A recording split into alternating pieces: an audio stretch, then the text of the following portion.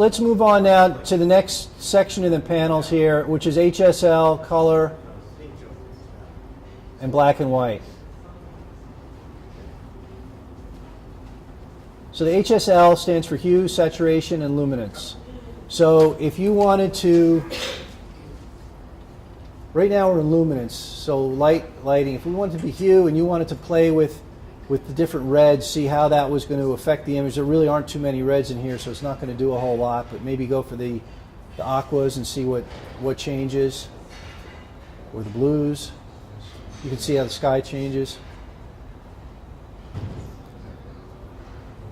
Or if you click on this targeted adjustment tool and you want to just change this area here, let me zoom in a little bit. You see the cross to the top left is that's your target, the color you're targeting, and the mark below indicates that if you go up or down, that's going to allow you to control how it's going to control it. So we're messing now with the hue, and I'm clicking there, and I want to go up and drag up, and you'll see the hue is changing, and down it's changing this way, and you can see the sliders changing also.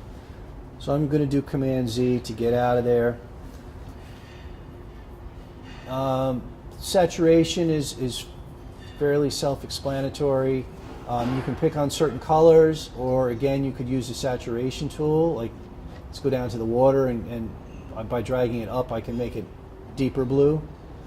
In Lightroom, if you target one of the blues, it's going to affect all of the blues in the image, and that may be what you want. It might not be.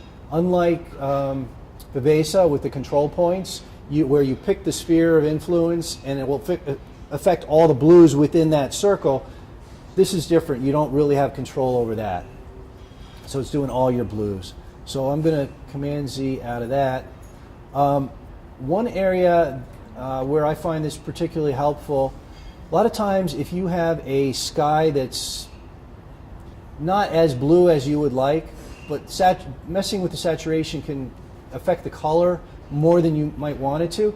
If you go to luminance and then do the targeted adjustment tool and go to the area that you want to affect and bring down the luminance, you can get a much more natural looking sky than you would if you were messing around with saturation. Where is the targeted? It is in here. Right up here in the sliders. Paul, look on the screen. Yes. Right up here.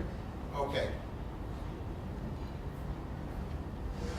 And that's something that I use fairly often as a way to bring back some information in the sky, get natural blue colors without anything looking too crazy. Black and white. If you tap on the V key, V as in Victor, you get automatic black and white. You may or may not like that.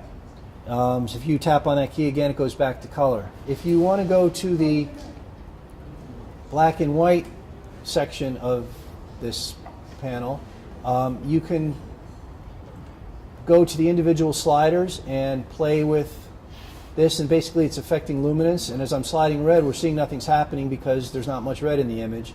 But if you go to the blues and play with it, there's much more effect. So again, same thing, you can go to targeted adjustment tool there and play with that, bring that down a little bit. If you want to bring the whites up, you can bring that up. That's not doing a whole lot there. And you can play with that as much as you want. The auto is probably going to take us back to what it was when I did the V shortcut. I have some presets that I use with black and white that can be helpful. Sometimes though, Lightroom doesn't have enough control in the black and white, and then I'll switch over to Silver Effects Pro, which is one of the Nik filters. It depends on how much time I have or how how good the Lightroom one is, or how close to it is, what I'm looking for. Continue this image. I want to talk about